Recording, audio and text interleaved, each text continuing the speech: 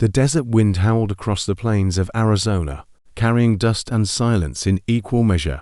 He wasn't expecting to see life, only death. But then he saw her. A young woman, blood on her lips, barely breathing. Her torn dress clung to her, like the last memory of home. Eli knelt, his jaw tightening as he checked for a pulse. "Still warm," he muttered.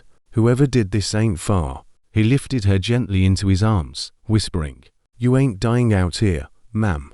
Not on my watch." Back in town, folks gathered as he carried her through the main street, a ghostly figure against the orange dusk. Old Mrs. Harper gasped, "Lord above, he found someone again." Eli ignored the whispers. Since his wife's death 2 years ago, the town had stopped expecting him to care for anyone again. He took her to his cabin at the edge of town, the same cabin his wife once filled with laughter. All night, the fire burned low, while Eli cleaned her wounds. When dawn came, her eyes opened, pale green, trembling. "Where am I?" she whispered. "You're safe," Eli said softly. "Name's Sheriff Cartwright. Found you out by the canyon?" Her lips quivered. "They took everything.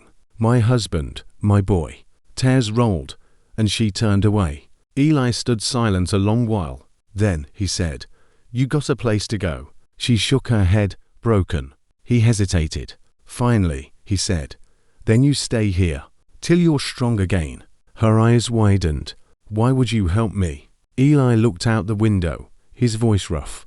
"'Cause someone once saved me when I didn't deserve it either." Outside, the wind calmed. Inside, 2 souls, both haunted, both hurting, began to breathe the same air of quiet mercy. 3 days passed before she could walk again. But each night he looked toward her bed, making sure she was still breathing. Her name was Clara Dawson. "I used to teach children," she said one evening. "We were heading west for a new life. Until they came." "Who?" Eli asked. "Outlaws," she whispered. "Men in red scarves. They wanted my husband's land deed." When he refused, her voice broke. That night, thunder rolled. Clara awoke to boots outside. Eli grabbed his rifle. Through the rain, 3 figures moved toward the cabin, red scarves glinting in the lightning.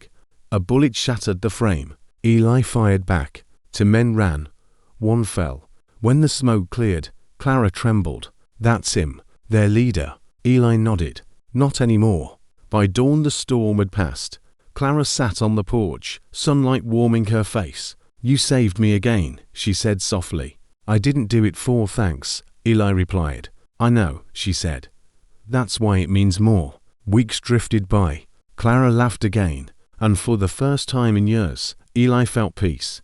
One amber evening she said, "The stagecoach to Denver leaves tomorrow. Maybe I should go." Eli looked down, then said quietly, "You could go, or you could stay. Ain't much here, but it's honest, safe." She turned, eyes shining. "You mean stay, with you?" He met her gaze. "Reckon I carried you home once. Maybe this is home now, for both of us." She took his hand and smiled. The wind whispered through the grass. A coyote cried far away. For Eli and Clara, the silence finally felt like peace.